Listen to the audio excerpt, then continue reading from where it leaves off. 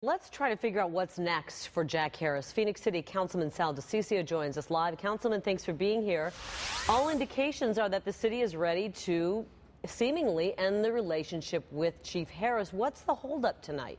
Well, I was assured by the city manager yesterday, as early as yesterday, that there were going to be changes in that department and that the city manager was going to be transferred out, or not the city manager, but the police chief was going to be transferred out of that position. I've heard varying reports and some vacillations going on, and I'm not too happy about that. I think the city manager needs to make a very clear decision of what is going to happen in that department. And I think Councilwoman Neely said it exactly right. He is ultimately accountable. The public was giving faulty information, Carrie. And, you know, when people are saying that, oh, well, 100 reports were inaccurate and that shouldn't be any big deal. Well, that's significant. And I've got the letter here. You actually sent a letter to David Cavazos earlier, making him aware, if he wasn't already aware, that these numbers were suspect. So Phoenix earns the reputation as the kidnapping capital of America because of these allegedly cooked up numbers. Meanwhile, the chief, the mayor possibly, and the city manager knew they were questionable, and they kind of watched as Phoenix's reputation was being destroyed.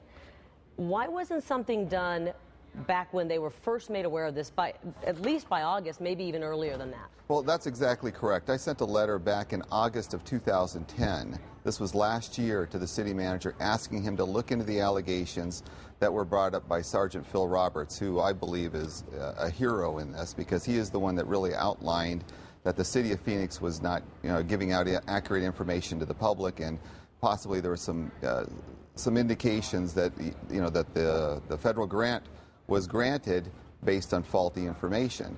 Well, go ahead, Carrie. There's no secret that the police union and the police chief Jack Harris have not had a good relationship, and there was some insinuation on what the chief was saying today about people kind of trying to push him out.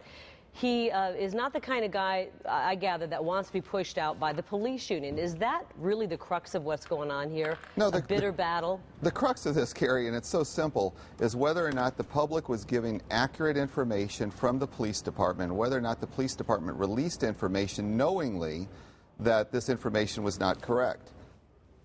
Yeah. That is the problem.